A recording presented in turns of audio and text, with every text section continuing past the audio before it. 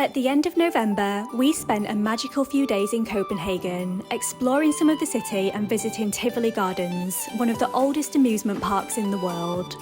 This video starts with the vlog of our experience, and it ends with all my tips and advice for anybody planning a similar trip while managing access needs. If you're new here, I'm Pippa, and I'm an ambulatory wheelchair user with a chronic illness. It's important to say that I don't represent every disabled person's thoughts and experiences, as we're all wonderfully unique, but I really hope you enjoy coming along with us. To give you a brief origin story for this trip, my best friend Izzy and I both turned 30 recently, and on my 30th birthday, she told me that we would be going on one of my bucket list trips, which was a cruise around the beautiful Norwegian fjords. I've vlogged that whole experience if you want to see that. But after that, I knew her own 30th was coming up and I was like, right, challenge accepted. So I spent a lot of time thinking about what she would most enjoy. I knew she wouldn't want to go somewhere hot because she's not keen on the hot weather. I knew that I wanted it to have like a theme park or some sort of strong theming element about it, and somewhere with like the cozy vibes. And after thinking it all through, I landed on Copenhagen in Denmark. We're traveling at the end of November 2025. We're staying for 4 nights and we're doing a Jet2 holiday because nothing beats a Jet2 holiday. And we'll be flying from Leeds Bradford Airport to Copenhagen. The one thing that I'm most concerned about at this stage is how I'm going to deal with the cold weather as somebody who has a chronic illness. I don't do well in the cold, so to be travelling to a cold climate at this time of year and to know that we're going to be doing a lot of time outside is something that I am quite concerned about, but I have prepared as thoroughly as possible for that. You best believe I have all of the thermals you could imagine. And once we're through with the vlog and I do my usual little sit down at the end and I talk you through everything, I will share what I bought and how I found it as well, just in case it's helpful to anybody else. If you are new here, I'll just briefly say it's lovely to have you here. My name is Pippa and I'm a disabled content creator, generally sharing travel and lifestyle here on YouTube, and I would absolutely love it if you subscribed. I think that's everything, so let's go do the thing. I know it's a colder climate, so the packing's different, but it's an actual joke to me how one person can have this much luggage for 5 days. Also, I forgot to say in that intro clip, but wheelchair-wise, I'm not flying with my own power chair. I'm doing what I usually do, which is rely on airport assistance to get there in their manual wheelchair, and then I'm renting a power chair on the other side from a company called Motion for Rent. I've arranged for that power chair to be delivered to the hotel just after we arrive, so fingers crossed that's all going to go okay.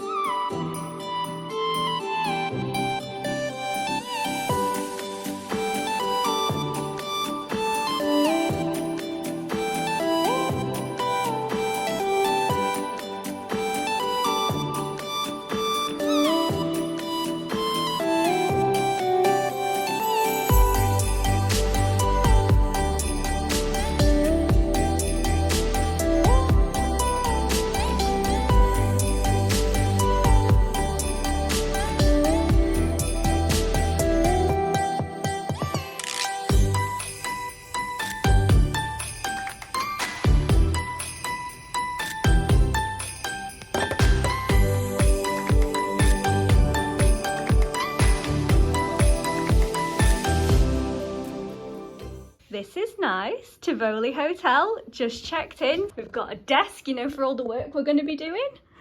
And we're on the 8th floor. Izzy has just opened this door and I swear to God, I did not know there was a piece of glass there. I fully thought she was going to go straight out of the window off the edge. Oh, I'm so happy we've even got a bath. We've had a bit of back and forth and they originally put us in the accessible room, but that wasn't going to work for reasons I may explain later. But this is good because it means I've got a bath and this will help me with the cold, so that's great.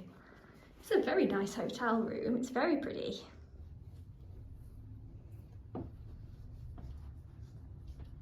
I have high hopes for this breakfast buffet. Is that a dangerous thing to do? I thought that was going to be like the whole clip. that is the clip. This breakfast buffet. End scene. End scene. Catch you later.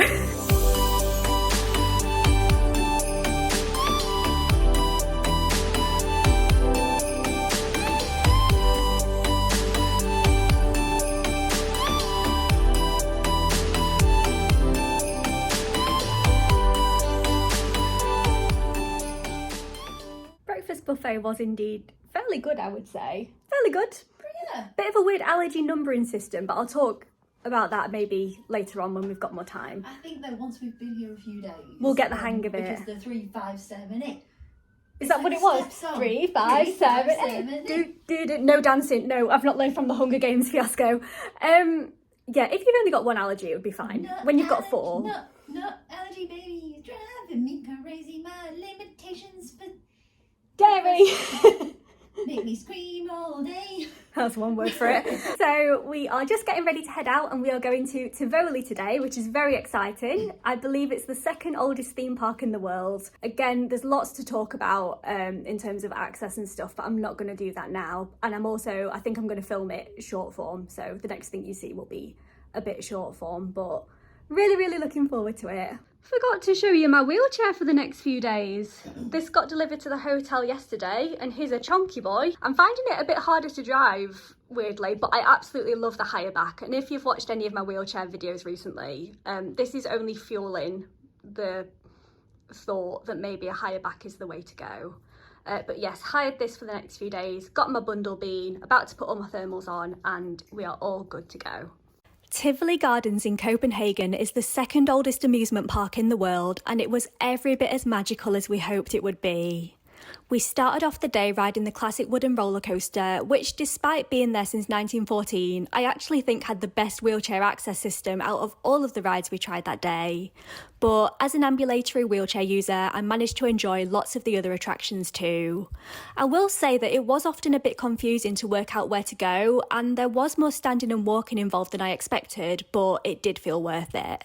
When we were hungry, we grabbed lunch at the huge food hall, and I had my trusty allergen cards with me, and the vendors handled my allergies really well here. We visited the aquarium, and of course I had to have a go on a classic game too. Going at Christmas time meant we also got to experience these gorgeous illuminations and wander around the Christmas markets. And oh my goodness, the scent of the air full of cinnamon and fresh hot mulled wine is something I will never forget. Tivoli is very different to what I initially expected, and I'll share our experience in a bit more detail in the Copenhagen vlog that I'm working on at the minute, but it truly was a magical day.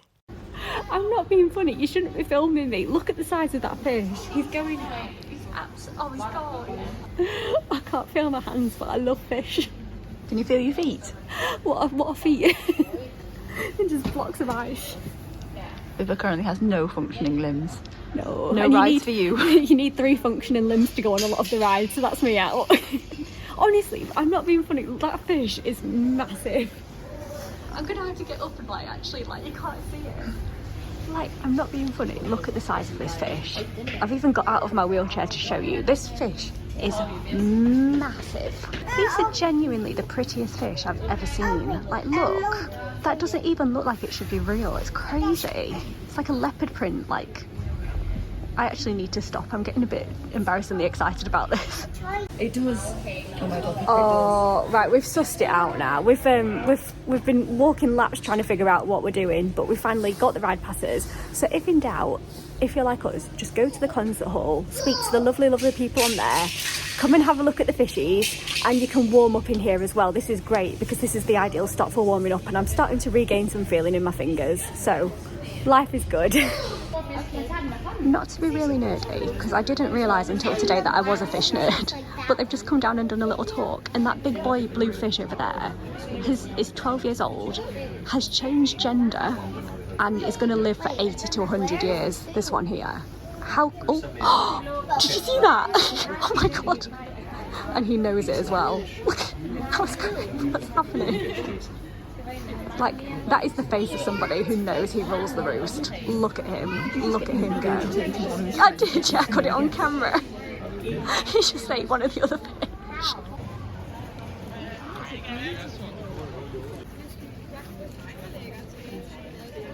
Are you taking a video of yourself in the churros? The pretty planets. This is the real view, we'll do with that after. I just had a moment, I was like, oh, this is nice, isn't it? We've got the lovely Christmas lights, we've got churros that are safe, we've got the sound of passers-by screaming in the background on a very scary ride. We've got Izzy trying to take photos of me that she can use as blackmail later. Merry Christmas! Merry Christmas! Why? And then this is the real view we were talking about. All the lights have started coming on towards the end of the day and it's absolutely gorgeous. Oh, I think I look how I feel. We've had such a nice day, but I cannot even express how cold I am right now. I've just come back to the hotel. Izzy's gone to Lidl. I've got straight in the pyjamas. I've got a hot drink.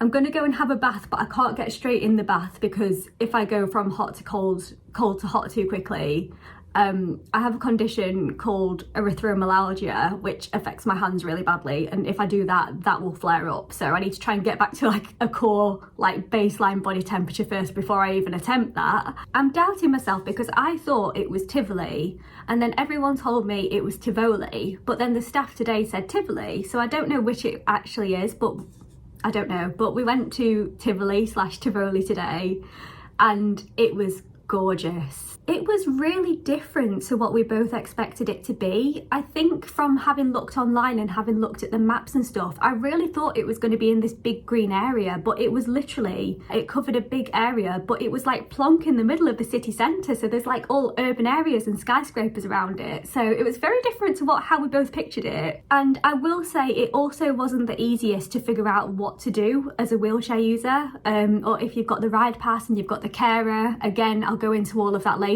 I'll share what I know to the best of my knowledge. But that said, we did get on a fair few rides and we did everything we wanted to do. And I was a big brave girl and I went on some big rides. Probably not rides that other people would describe as big, but to me they were big rides. So I'm very proud of myself and I very much earned my churro. That felt like another big win actually. The fact that I could have churros, we've had nice food all day, we've got nice food planned for later today, although I honestly don't know how we're going to fit it in. And then just as we were coming out and starting to head home, I saw, I don't know what the proper name is for it. In the UK, you might know it as Donkey Derby. It's like a fairground game. They had all sort of old traditional fairground games, but this one game where you've got the horses in front of you and you roll the balls into the holes and it's whichever horse gets to the finish line first. And that for me has major nostalgic value because that is what my mum and I have always done. So I'm back at the hotel, I'm going to defrost, I'm going to have a rest, and then this evening I've actually got to get dressed again. By the way, nobody asked, but I'll tell you anyway. Sainsbury's do the best pyjamas. That's not where I was going with that. I was going to say later on we are going to get dressed and we're going to go out again, but we're not going outside again, thank goodness, because I don't think I have it in me. And past Pippa planned this well because on the sort of top floor of this hotel they have a sticks and sushi, like a rooftop sticks and sushi, which apparently has gorgeous views. So I booked that. I booked it months ago actually because it gets really booked up. So that's what we're going to do for tea tonight.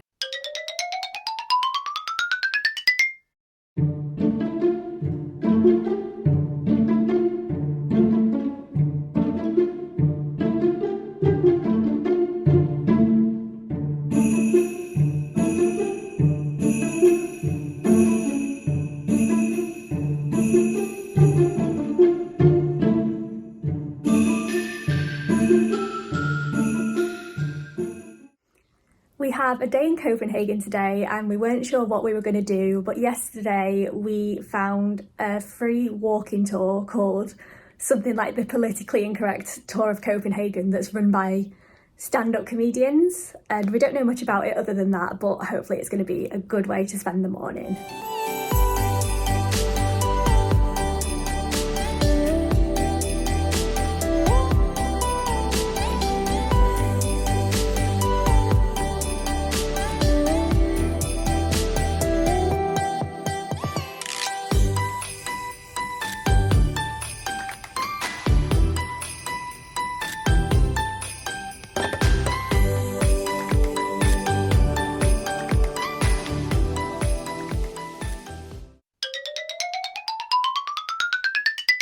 Our day didn't really go to plan today. We were having a brilliant time on the Politically Incorrect walking tour. It was genuinely really good. Very dark, very edgy, but really good. But about 3/4 of the way around, we realised there was something wrong with the battery on this wheelchair that I've rented. And when I say something wrong with the battery, it's that the battery was tanking, which I don't understand because I did charge it yesterday.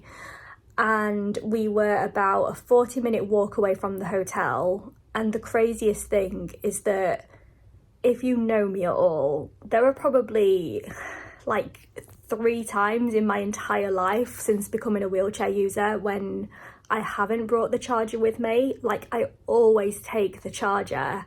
That was one of the unexpected gifts that my first Powerchair gave me. I had a very unpredictable Powerchair, so I had to take the charger. But because I didn't have the charger, we were worried that we were going to get stuck somewhere, and it's also very difficult to get a wheelchair accessible taxi here. You usually have to book it days in advance. So it was only about 12:30 and I had the energy to stay out longer, but in the end I just had to get a bus back to the hotel and just come back and charge it up. And while I did feel okay when I was out, there's just something about this cold that's absolutely draining me, because I've come back, I've had a bath, I've had a little cry because I'm fed up and I wanted to see more of Copenhagen today, but I'm all right now. But I say I'm all right, I just feel so wiped. I've had a sleep and yeah, it's proving quite difficult to get myself going again. This evening we've decided to go and see the Wicked movie, which I appreciate isn't the most cultural thing that we could be doing, but there's a cinema just down the road from where we're staying and I should just about have it in me to get myself down there. So I am really looking forward to that. It's been one of those days where it's not gone to plan, and chronic illness and access needs, like, things don't always work out, and it just reinforces the fact that doing this when you have a chronic illness is hard. It is, and nothing can take that away, but it's just the reality, and I'm not going to let it get me down. Just going to put it behind us now and just have the loveliest evening possible instead.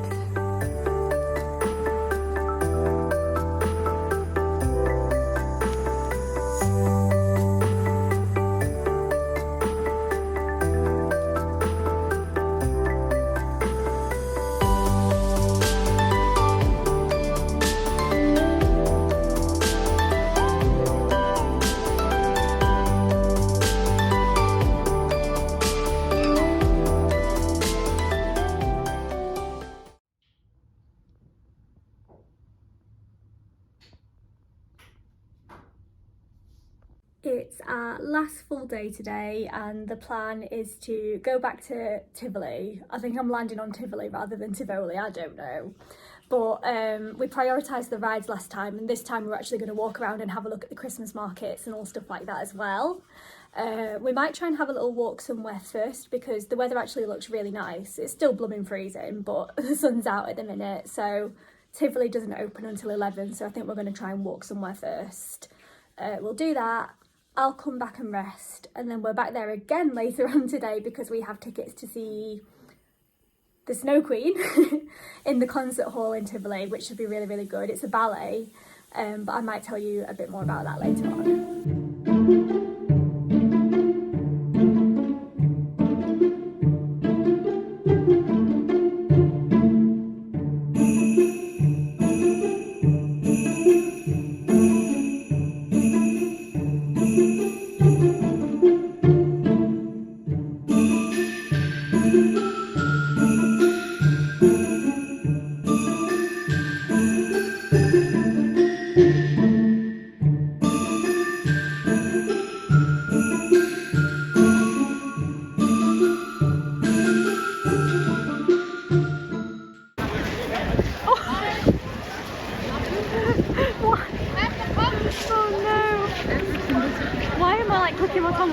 Like he's a cat. Oh no! Oh no! Oh no! Dude! Oh my god.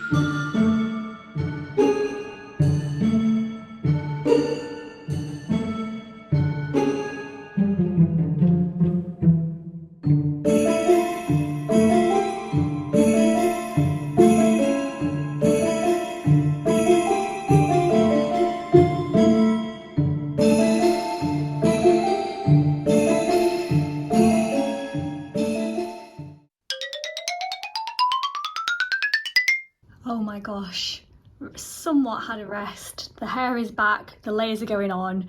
It is quite atrocious out there. Again, we are digging deep, but we're gonna do it. We're gonna go and experience the Christmas markets in the dark at Tivoli, and then, like I said earlier, we have tickets booked to see the Snow Queen at the concert hall, and it's a ballet, so it's suitable for an international audience, so hopefully that'll be really good as well. Also, apologies in advance if I don't manage to film anything. It's been a bit of an ordeal with it being so cold and wet. The wheelchair's really not great. The battery is terrible on it, so I'm going to try and get what I can, but apologies in advance if it's not a lot.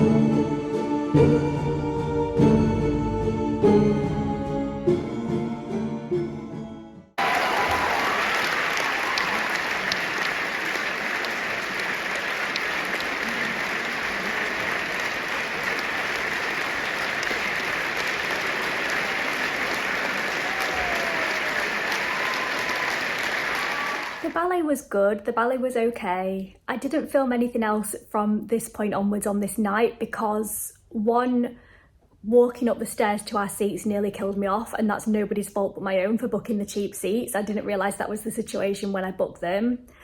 And two, we had an absolute catastrophe with the Powerchair on the way back. Despite being plugged in for the entire performance, it hadn't regained any charge in that entire time.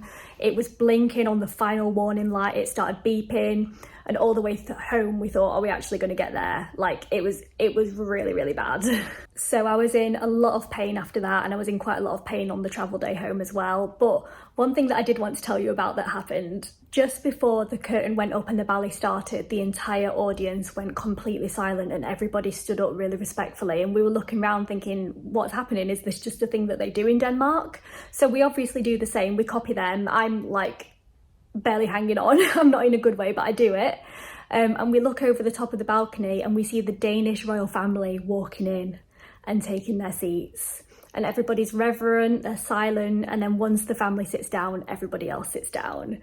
And I just thought that was really cool to see. We had no idea that was happening, but yeah, it felt really special to witness that in person and to see the Danish royal family. So if you were just here to watch the vlog this time, I really hope you enjoyed it. But if you're planning a similar trip for yourself, keep watching for my tips and advice on travel, accommodation, accessing the city centre, the Tivoli tickets, keeping warm, all stuff like that. So let's get into it. We'll start off with travel, and I don't have too much to say on this one this time, thankfully. The assistance went well both ways. I've never had a bad experience at Leeds Bradford Airport. I just think their assistance team there is so brilliant, the Jet2 assistance team. And it was the same when we landed in Copenhagen Airport as well. It's worth saying that Copenhagen Airport is absolutely massive, so make sure you leave extra time, especially on the way back. When we first got to the airport ready to fly home, it was a similar situation to I found in a lot of other countries where you don't really know where you're supposed to go or what you're supposed to do. But what you need to do is look out for one of the assistance help points. They've got them at different places in the airport where you check in, and you just pick up the phone, you speak to somebody, you tell them your flight number, they'll check you've got the assistance booked, and somebody will come and get you from there. It's worth leaving extra time when you do this because, and we always do, that's not something we need to worry about. I'm a chronically early person for everything. But the time between us ringing and letting the assistance team know that we were there in Copenhagen Airport and the time between somebody coming and getting us, I think was about half an hour. So bear that in mind when you're planning your journey home. I'll briefly mention, in case you saw me post about this on Instagram a few weeks ago, I've been looking into different luggage options as a wheelchair user. I'm going to link that post below because people offered so many brilliant suggestions. But what I did, and what I thought I was going to do anyway, is I've upgraded my suitcase. It's nothing special, it's not an adaptive suitcase. I just wanted a lightweight suitcase that had 4 wheels on it, just to see if that was any easier for me to carry around and manoeuvre as a wheelchair user than the one I was using before. So I got a suitcase from Trip. I got it in the sale, and while it's probably not the best and the most robust suitcase you could possibly buy, and that's reflected in the price, it was good. It was better than what I've been using before. So I don't know if this is the end point, and I'm very open to hearing other suggestions for how you do luggage as a wheelchair user. I go into more depth in that Instagram post, but I don't like the adaptive ones that clip on behind you. I just don't feel that that would work for me, but I'm always really interested to hear how other people are doing it, if any of you have any suggestions. Our accommodation for this trip was really lovely. We stayed in the Tivoli Hotel, and it's worth noting that although that's the associated hotel for the theme park, the amusement park, it's still a 15-minute walk away. It's not right on site. There are other hotels that are closer, but the issue I found when I was booking the accommodation is that it was all very, very expensive, and it was surprisingly difficult to find accessible options actually, even for somebody like me who doesn't have all the same access requirements that somebody with a more complex disability might have. I booked this trip as a package holiday with Jet2, so when I made the booking through them, I talked to their assistance team about my requirements, and I said to them, I might not necessarily need an accessible room, I just need a room that I can get into with a power chair that has twin beds. And the twin beds is really important for me because I've probably mentioned this in other videos. I am an atrocious sleeper. It's really bad. I'm not a good sleeper, and I'm always paranoid about keeping other people awake as well. So twin beds is arguably one of the most important access requirements for me. And again, that was one of the barriers we faced in finding a hotel that might be suitable, and then they didn't do an accessible room that had twin beds. And this isn't unique to Copenhagen by any means. I find this in a lot of places. Like, a lot of accessible rooms only come with a double bed. And it always makes me think of people who are travelling with carers or PAs. Like, you don't want to be sharing a bed with your PA or your carer, and yet that seems to be the default. But that's an issue for another time.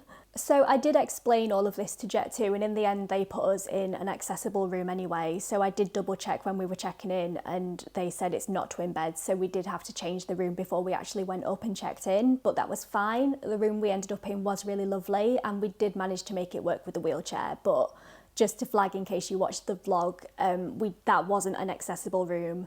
There are accessible rooms available, but you might have to do your research to find something that works for you that's also at an affordable price point. One of the reasons I booked that hotel is because it also has good facilities, and this is always something that I try to keep in mind when booking a trip like this, because I'm always conscious of what I would do if there's a day when I'm physically not able to get out and do the things that we've planned. So this hotel had a swimming pool, it had a sauna, it had a restaurant, it had the rooftop bar and sticks and sushi like you saw, so lots of good stuff there. And the breakfast buffet, I think on the whole, was really, really good as well. There was a little vegan section, there was a separate toaster for gluten-free bread, which I thought was great. I was very impressed by all the different plant-based milks and the yogurts and the butter. I will say that the allergen labelling system wasn't my favourite ever. They did have the allergens labelled on most of the food, but instead of writing out the allergens, they had this weird system where every allergen was allocated a number. So instead of the allergens on a label reading like gluten, wheat, cow's milk, it would say like 1, 3, 12, 5. So you had to remember what number your allergens were. And if you had just one allergy, that would probably be fine, but I'm usually dealing with a minimum of 4. So yeah, having the cognitive energy of trying to remember the numbers and trying to do it that way definitely wasn't my favourite system, but it did get a little bit easier with practice. And again, very, very kind and helpful staff in the hotel. You'll see this as a theme reflected throughout this video. Very kind, friendly, warm and welcoming staff.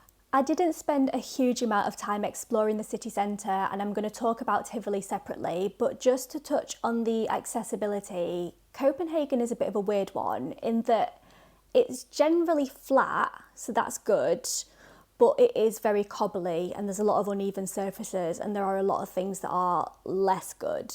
Now, I do have some tolerance for cobbles given I live in a very cobbly city in the UK, but depending on the wheelchair you have and depending on the level of pain that you're dealing with in each moment, I would say be mindful of the cobbles, because some of them were a little bit painful. Well, a little bit. Some of them were a lot painful. And another slightly odd thing is that there were dropped curbs, there were a decent amount of dropped curbs, but they were sometimes difficult to see. And I don't really know how to explain this, but it wasn't always easy to spot where the dropped curbs were. So if you have low vision, you might need a bit of assistance in that area as well. And then the other thing I wanted to mention, and do this in the most respectful way possible, is that one of the things we learned on the tour we did is that Denmark is a very egalitarian culture. So they explained how people generally pay a minimum of 40% tax, and that money is spent on building a culture that's inclusive for everybody, and how they're really proud of that.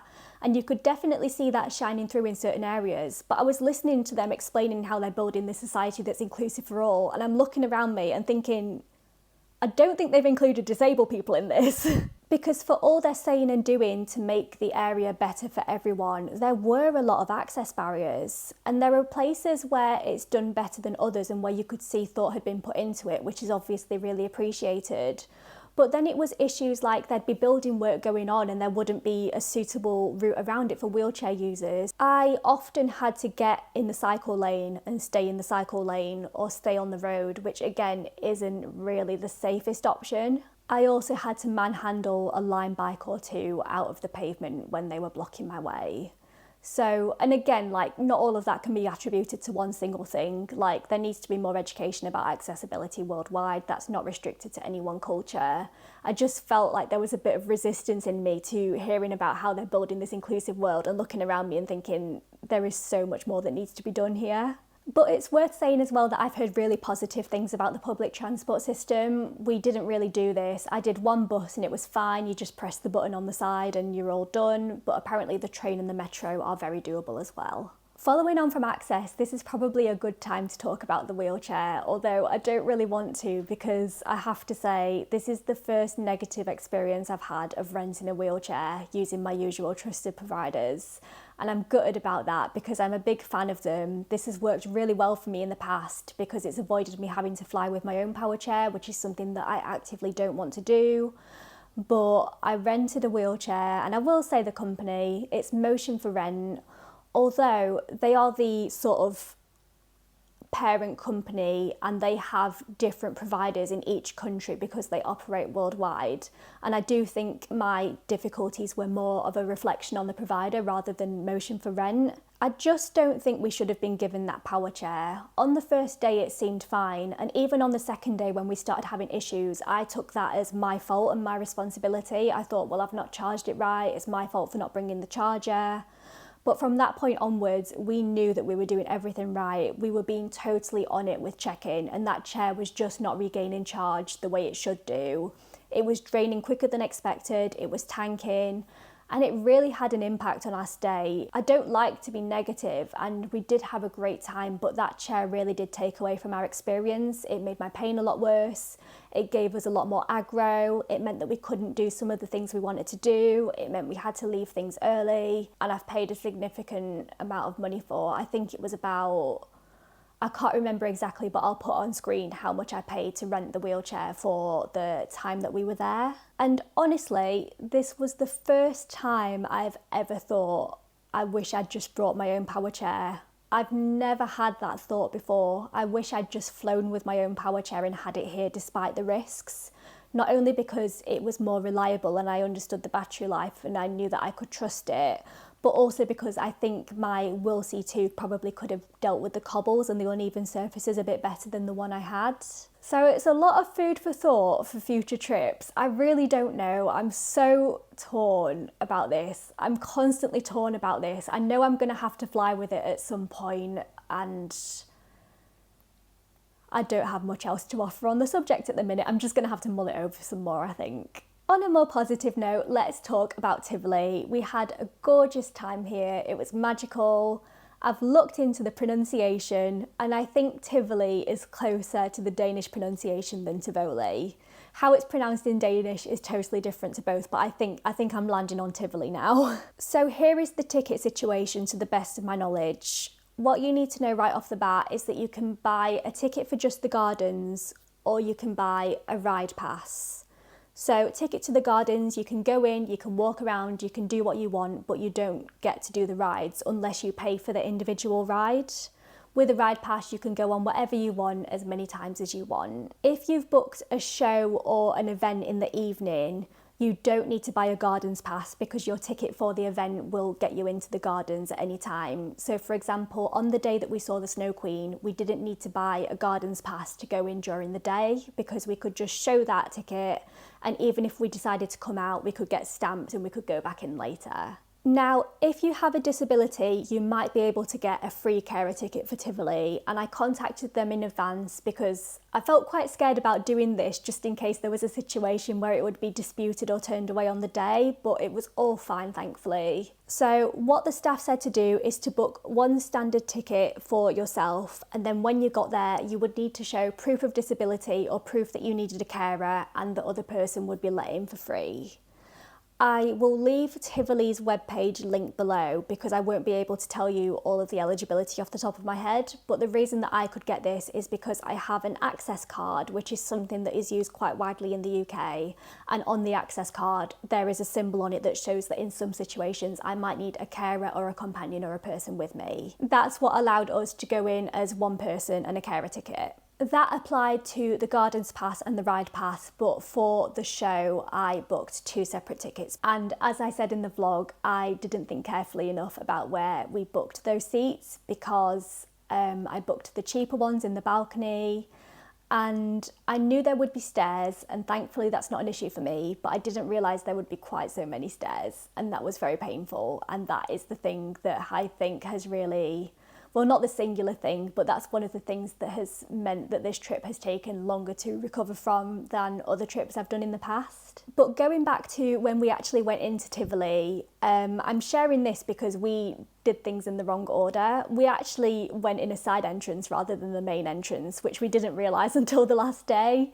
But because of that, we didn't really know what to do once we got in. We didn't realise that you needed to get a wristband if you had a ride pass. But if you go in the main entrance, there will be somebody there who can tell you what to do. So make sure that you ask about getting the ride pass straight away, because otherwise you're going to waste time like we did, having to go back and figure it out. If for any reason that doesn't work for you, what we ended up doing is going to the concert hall, again speaking to a really lovely kind staff member, and they were able to do the pass and sort us out instead.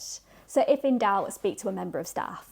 It was fairly easy to get around Tivoli as a wheelchair user. I could generally do and see most of the things that I wanted to do, but I will say that a lot of the rides were tricky, and if you weren't an ambulatory wheelchair user and if you were in your wheelchair full time, I don't think there are many of the rides that you would be able to do, which was disappointing to see. Ironically, the ride that had the best accessibility in my opinion was the roller coaster, which is the one that's been there since 1914. It's a wooden roller coaster, but it actually had an elevator that you could go to get up on the platform.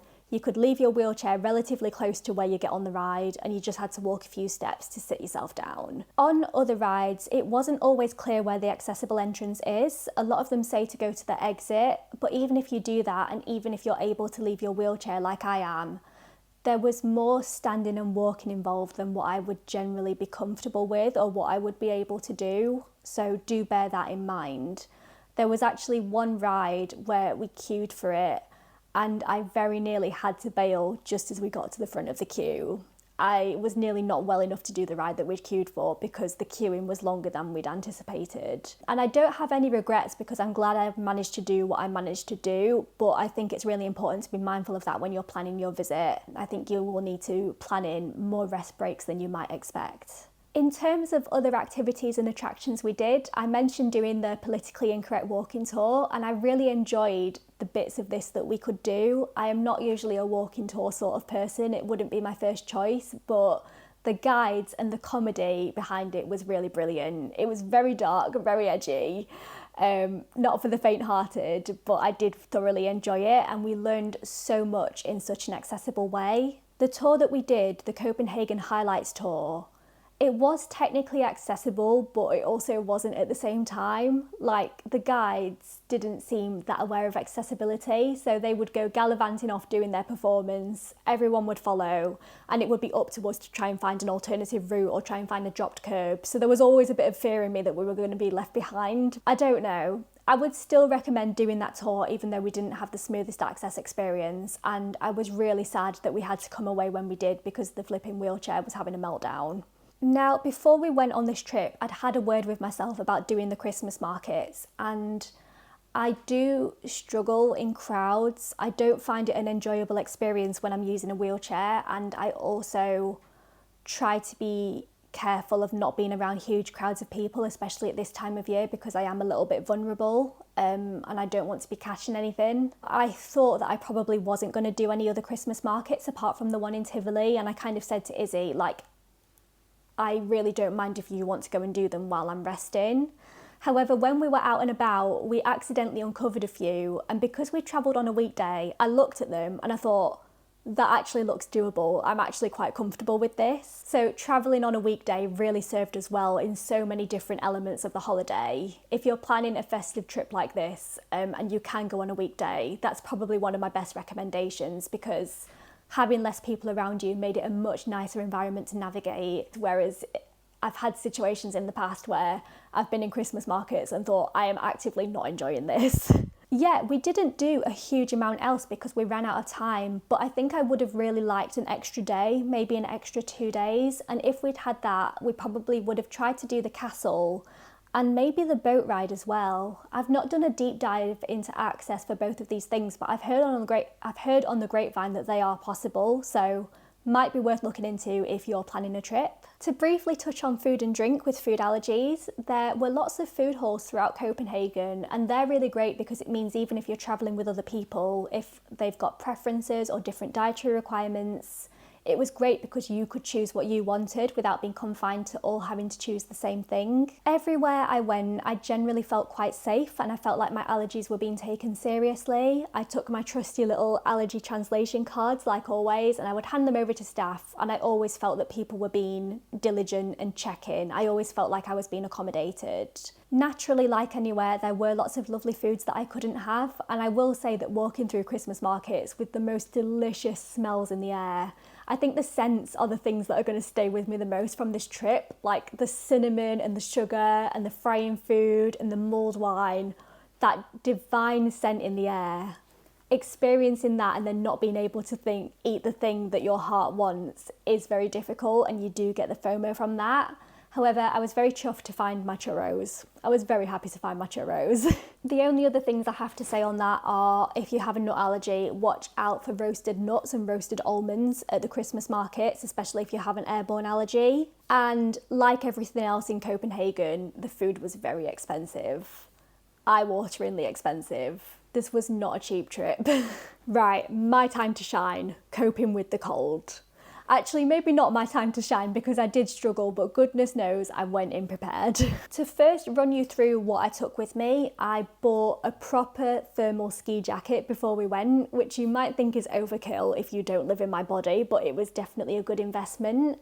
I got mine from a brand called Columbia, and I actually got it on sale when it was half price, and it had like a proper thermal lining in it, which I believe reflects your body heat back on you, and that was great. I had my trusty bundle bean with me, my wheelchair cozy. I have a discount code for these, so I will leave that linked in the description. Lovely scarf, thermal hat, thermal socks, thermal layers. Yes, all of the thermal layers. Again, I get most of mine from heat holders. I have a discount code. I will leave that link below. I will say that heat holders do the cutest thermal socks. Sometimes thermals can feel a bit naff and a bit like unfancy, but heat holders genuinely do some really, really cute stuff.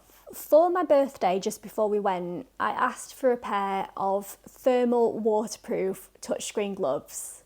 And the gloves that I got from my mum were advertised as all of those things, and I can tell you in practice, they were none of those things. Do not get the gloves I get. Where are they? I'm going to show you. Don't get these. The brand is called Carrymore. They weren't thermal, they weren't waterproof, and they were only touchscreen when they wanted to be. So I'm still in the market for a good pair of thermal gloves. I've got stupidly small hands, which is where I'm struggling, but if anybody does have recommendations for good thermal gloves, I'm very much all ears. I also took with me reusable hand warmers. I took a mini hot water bottle that I could fill up with a kettle and keep in my lap. And I also took a flask for hot drinks, but I didn't end up using it because there wasn't really any storage on the wheelchair I hired. In terms of other things I did, I originally asked for a room with a bath because I knew that would help me if I was frozen cold, provided I was careful. I resisted cranking the room temperature really high as soon as we came in from outside. It was very tempting to do it in the moment, but I tried to avoid having those big changes in body temperature from hot to cold or cold to hot too quickly because my body absolutely cannot deal. Warm pyjamas and cosy socks, of course. Stopping for breaks is important because when you have an energy limiting condition, your body is using up a lot of energy just in keeping warm, so you might find yourself dealing with fatigue quicker than you expect to. So pacing yourself carefully as much as possible, which I appreciate is difficult when you're on holiday. And the other weird thing with me, and probably for other people as well, is because it was so cold outside, I found it harder to keep in check with what my body was trying to tell me, because honestly there were points where it felt like my body was in shock. So I wasn't always picking up the pain and fatigue signals in the way that I normally would, so you do have to be mindful of that. And in a similar way, it's a good idea to plan contingency activities, research indoor activities before you go, because it's often the case that all of the best stuff is outside, but like us, there might be a day when you just need to be indoors and your body can't take it anymore, and that's why we ended up going to the cinema, which we both ended up enjoying, and I don't regret in any shape or form. I'm gonna level with you, and it's probably no secret, but I really struggled with the cold on this trip. And it's a shame because it has made me feel a little less inclined to do a trip like this in the future, and yet I would never rule out doing something like this again because we really did have an amazing time. There were moments on this trip, especially when I'd been back in the evenings to rest and I needed to get out and go out again in the evening. There were times when I knew how lucky I was to be there, and yet there was nothing in the world I wanted to do less than put my wet clothes back on and go outside into those freezing cold temperatures again when I was feeling run down. Like, I really had to dig deep, and yet I'm so glad I did, because if I didn't, I would have missed out on those beautiful Christmas lights at Tivoli and those amazing experiences, and I'm so glad I persevered. So it's sort of like trying to find that balance between the two. I want to recognise that it was hard and it's something that I probably wouldn't do again in the hurry, but at the same time, there are moments that make it so worth it. There are experiences out there that make it so worth it if it's possible for you. So final thoughts, miscellaneous points. I've mentioned a few times already, but Copenhagen was a very expensive destination, so make sure you're allowing for that in your budgeting. In terms of access, it's doable, but it has its challenges, like lots of other places. But the thing that really set Denmark apart in my limited experience so far is just the warmth and the friendliness of every person we encountered. Every person who was there working, every local. There was a really lovely vibe and community spirit among the people, and that's really stayed with me. And it's made me want to see more of Denmark in the future. I might not do it in exactly the same way. I'd probably travel at a different time of year. I might get brave and travel in my own wheelchair. I might even look at alternative ways of getting there that don't involve flying, but I really hope that I get to see more of this beautiful country in the future. I really do know how lucky I am, and I hope it comes across in these videos, because I know that there are always people watching this for whom travel like this might not be possible now, it might not be possible ever, and I don't take any of it for granted. I just wanted to say that I see you and I appreciate you being here, and I'm sending you all the love and empathy. I really hope you've enjoyed this video. I hope it's been helpful. This will probably be my last one of the year, so just wanted to say thank you so much as always for being here, and that I really do appreciate it. You can subscribe if you want, and I'll see you next time.